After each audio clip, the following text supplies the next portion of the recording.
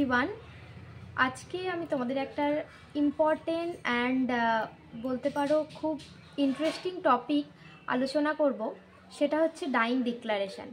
মৃত্যুর আগে কোনো মানুষ নিখোঁজ হওয়ার আগে, মারা যাওয়ার আগে একটা কিছু কথা বলে গেলে সেই কথাটাকে কি আদেও ঠিকঠাকভাবে নেওয়া হয়, না সেই কথাটাকে ফেলে দেওয়া হয়, না আইন সেই কথাটাকে প্রমাণ হিসাবে ধরে, সেই কথাটাই তোমাদেরকে আজকে বলবো। ডিক্লারেশন ব্যাপারটা ইন্ডিয়ান এভিডেন্স অ্যাক্টে আগে ছিল সেকশন 32, আর এখন ভারতীয় সাক্ষ্য অধিনিয়ম 2023 অ্যাক্টে রয়েছে সেকশন 26। এই সেকশন 26-এ কি বলা হয়েছে?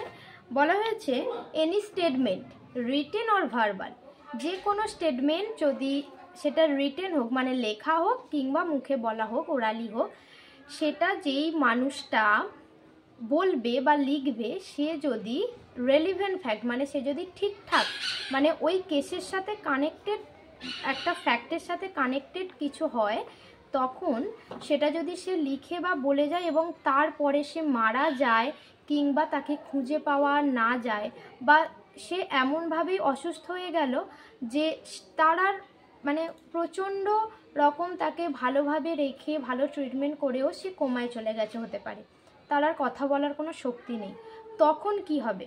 তখন কিন্তু তিনি এই অসুস্থ হওয়ার আগে, মারা যাওয়ার আগে, কোথাও চলে যাওয়ার আগে যে কথাটা বলে গিয়েছিল সেটা কিন্তু কোর্ট অ্যাজ আ এভিডেন্স হিসাবে কিন্তু গ্রহণ করবে, সেটা কিন্তু কোর্ট নিতে পারে। এবার কখন কোন কেসে কিভাবে নেবে সেটা কেস টু কেস সার্কামস্ট্যান্সের ওপর ডিপেন্ড করছে। তোমাদেরকে এই ডাইং ডিক্লারেশন ব্যাপারে একটা এক্সাম্পল দিই। ধরো A has been attacked by B and A before his death declare that B is responsible for his injuries and for his death. তখন ইটস কল্ড ডাইং ডিক্লারেশন। কারোর সামনে বলে গেল সেই কথাটা, সেটা কিন্তু ডাইং ডিক্লারেশন হিসাবে ধরা হবে যদি এ মারা যায়।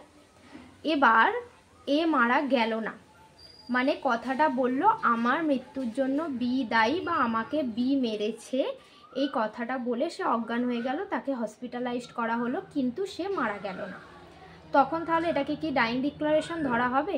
না, মারা গেলেই একমাত্র ধরা হবে। এবার তোমরা বলতে পারো তাহলে এই কথাটা তো সত্য, যদি মরে যেত সেটা ধরতো, তাহলে পরে কি ধরা হবে?